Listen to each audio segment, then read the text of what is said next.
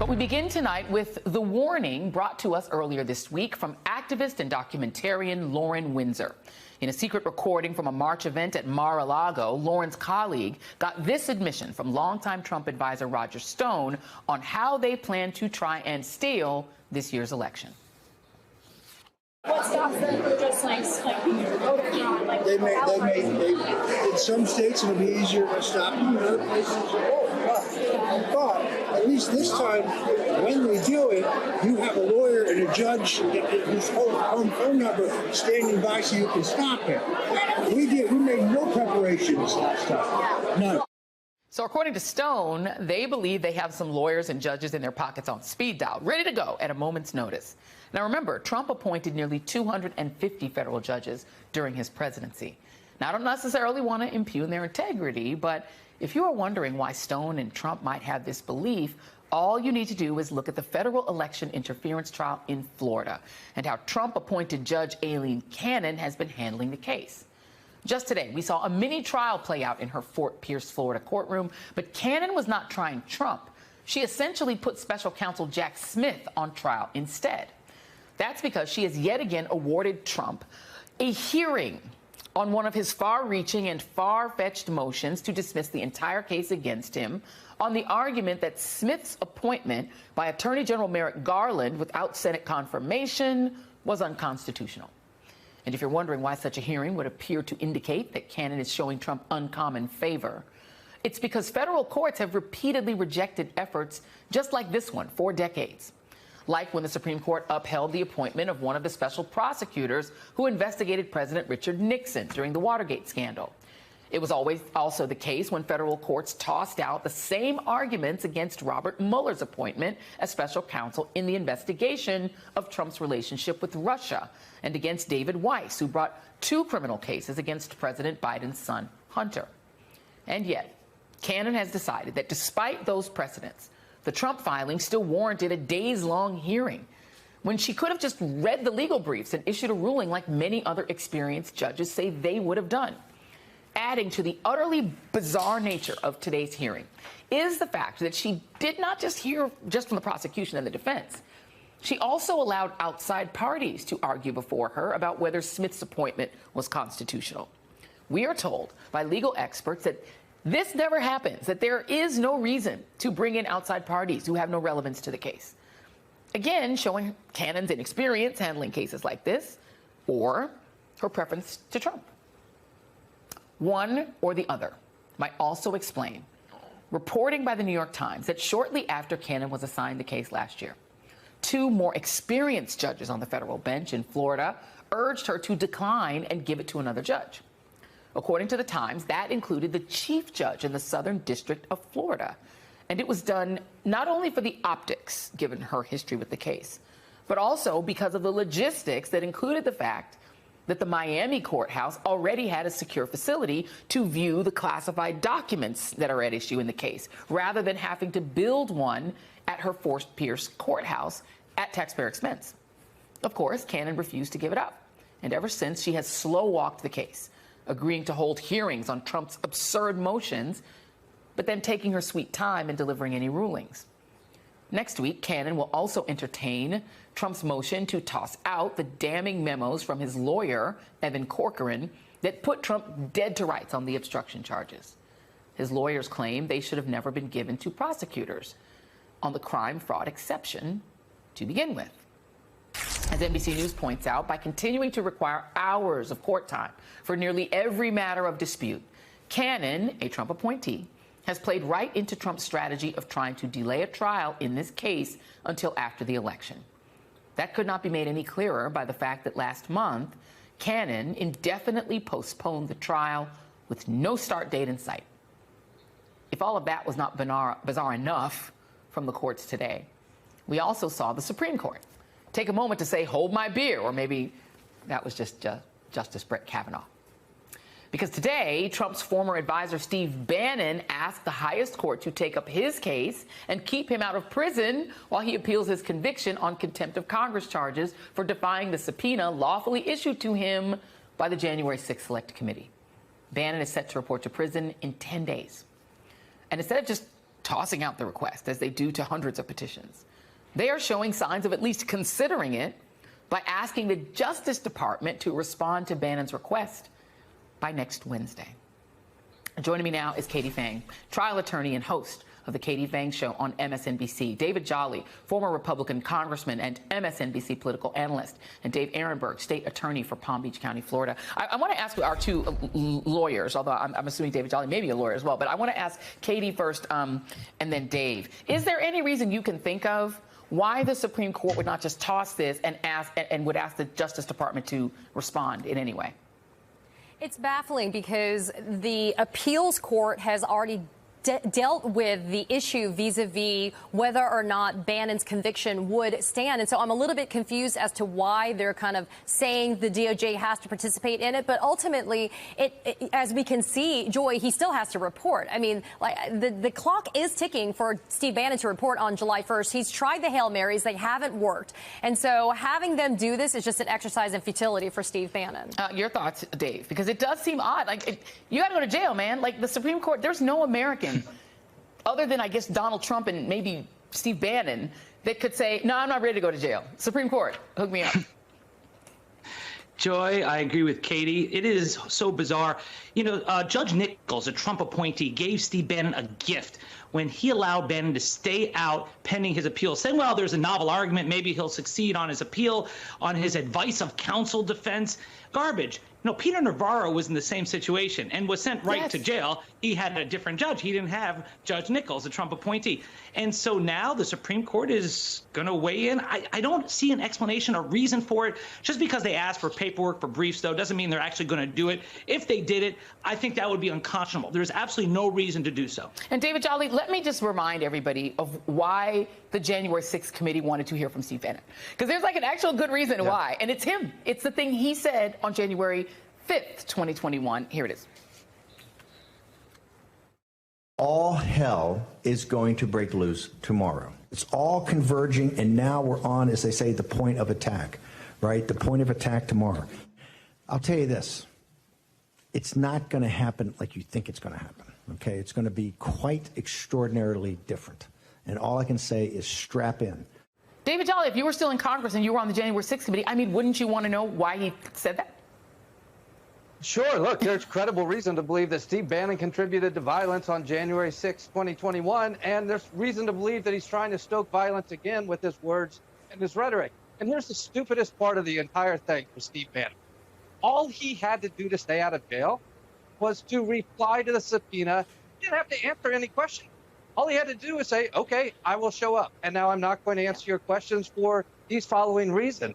He didn't do that. So, look, he's dug his own grave on here. Enjoy prison. It's going to be a long haul, Steve Bannon. He could have pleaded the 5th. He could have pleaded the 5th. 1, 2, 3, 4, 5th. You can always plead that, but you still got to show up. It's a subpoena. Okay, let's go to Aileen Cannon.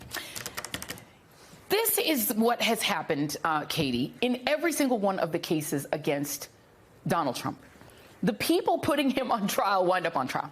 Jack Smith, they argued his appointment's unconstitutional. Fani Willis, they tried to disqualify her by humiliating her about her relationship with another member of the prosecution. Judge Juan Marchant, they demanded that he recuse himself because of his daughter's work, trying to put his daughter on trial. Judge Lewis Kaplan, who's one of the ones that ruled against his businesses.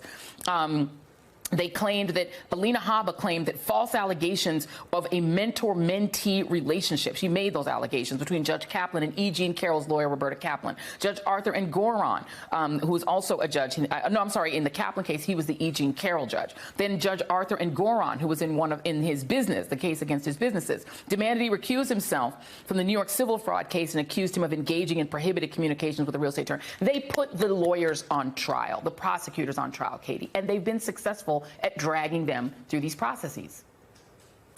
Yeah, you know, when it comes to memes, one of my favorite ones is the Lord grant me the confidence. Well, I want the Lord grant me the confidence of a mediocre Trump-appointed judge, because that's what you get with the Aileen Cannon situation. But when it comes to all the other judges that are not putting their finger on the scale for Donald Trump, what you're seeing is, let's throw everything on the wall. I mean, there is a legal theory, right? It's called the spaghetti theory. You throw everything on the wall, maybe it's ketchup for Donald Trump, and you see what sticks. And when you try to go against the prosecution or the judges and you allege bias or you allege some type of partisan action that's being taken by the judicial system, that then rigs the outcome, right? So when Donald Trump is convicted, he could just point to that and say, well, Judge Merchan was biased, or DA Alvin Bragg had it in for me because Bragg is racist. How that works, I have no idea. And so when you do that, you can try to end run the legal outcome of a judicial system, and that gives you the cover that you need for your less educated, lower valued voters that are going to buy into that, saying that there's no way that this outcome could have occurred other than something being wrong with the prosecutors or the judges in the case. And Dave, let's talk about Aileen Cannon specifically, because, she has a tendency to rule in Donald Trump's favor. She's done it before. Some other judges that are more senior to her saw her past history with the case and said, maybe you should recuse. You're not experienced. Your court would have to be outfitted with these special skiffs because you don't have them already. She still took the case. And then what she's doing with the case, it makes it very suspicious that she wanted the case for a very specific reason, to stuff it into a watery grave. Your thoughts? Joy, Judge Cannon was humiliated last year when the conservative 11th Circuit Court of Appeals took her off the case and reversed her when she got involved in the whole special master thing. This is her idea of redemption. She wants this case back. She wants to prove that she can do it, but her decisions have left us all scratching our heads. I benignly will say it's because of her inexperience. She's left alone in the Fort Pierce courthouse without any adult supervision. But I understand why a lot of people think it's a lot worse, something more nefarious. When a referee gives the calls to the same team over and over again at the expense of the other team, you have a right to ask those questions. But she's going to stick to this case. And the fact that she rejected the requests of the senior judges there, including the chief judge, that's judicial chutzpah. That's a technical legal term that we use in the law. We put a label to it, critical race theory.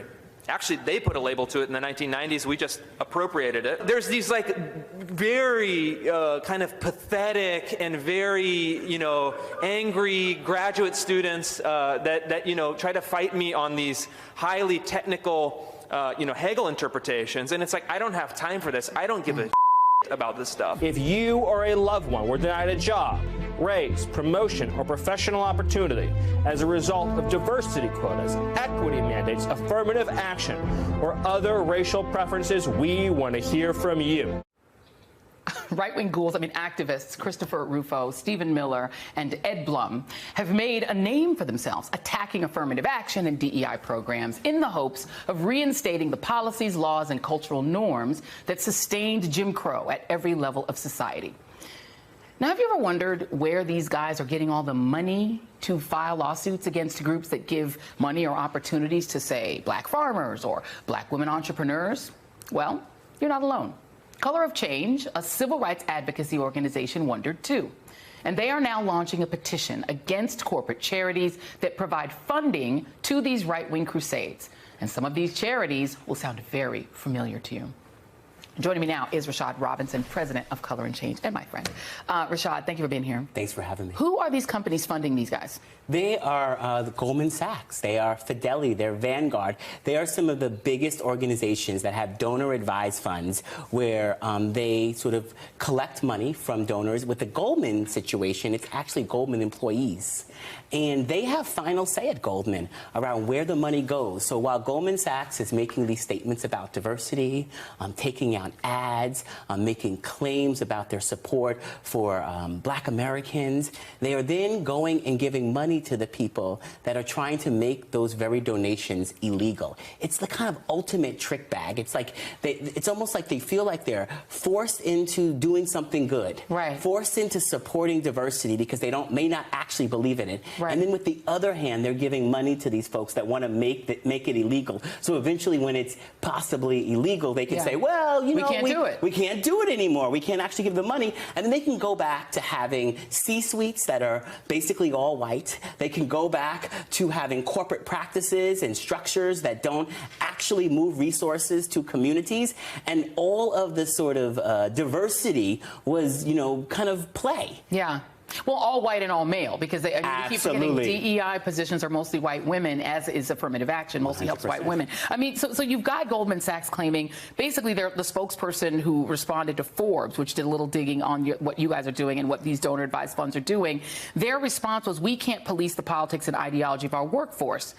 Okay, but after October 7th, what happened in Hamas, with Hamas and Israel, they barred donation to something called the People's Forum, which is an organization that supports campus protests against Israeli military actions in Gaza. So when it comes to Gaza, they have policed what they're And when it comes to other issues over time, they police. There's all sorts of ways that a corporation, when a corporation says they don't tell their employees what they can and can't do, don't believe them, because it's just simply not true, and it doesn't pass the test. I mean, what we are seeing from these companies is them sort of scrambling. We, with all of our corporate campaigns, we reach out first. So we sent letters to these companies. We got on the calls. We even had a conversation. Our staff had a conversation with Goldman Sachs where they said to us, well, you know, we give a lot of money to black women.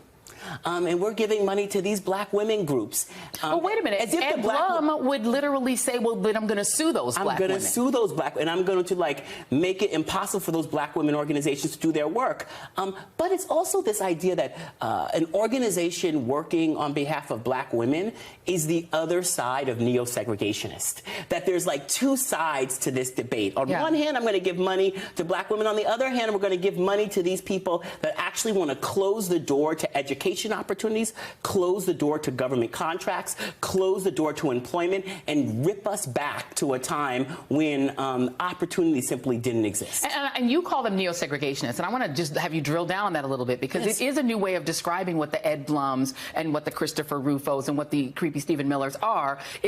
Why do you use that term? Because by closing the door to opportunity, basically turning back the hand of time to where in cultural norms and legal practices created segregation, the laws that sort of pushed us forward, by making that work illegal, they are taking us back to segregation. So they are the new segregationists. They are the segregation of the time. And if you listen to their rhetoric, and if you listen to what their sort of larger intentions are, they both believe that the era and the times when every position of power was dominated by white men was about people. It was the true American era. It was the true American era, but it was also about the quality and merit, right, of those folks, not about the rules and the infrastructure that drove people to not being able to participate. And so for us at Color of Change, we recognize that we have to hold corporations accountable. The rules and the laws that we get are a result of a whole set of factors, and part of that is the way that corporations engage. And by the way, the fact that these neo-segregationists are using the 1866 Civil Rights Act, the Klan Act, and using it against black people is something. It's nasty work. You can go on colorofchange.org, I'm assuming. Absolutely. If you want to learn more, you should learn more about this. Rashad Robinson, thank you very much. Thank you for having me. Much appreciated.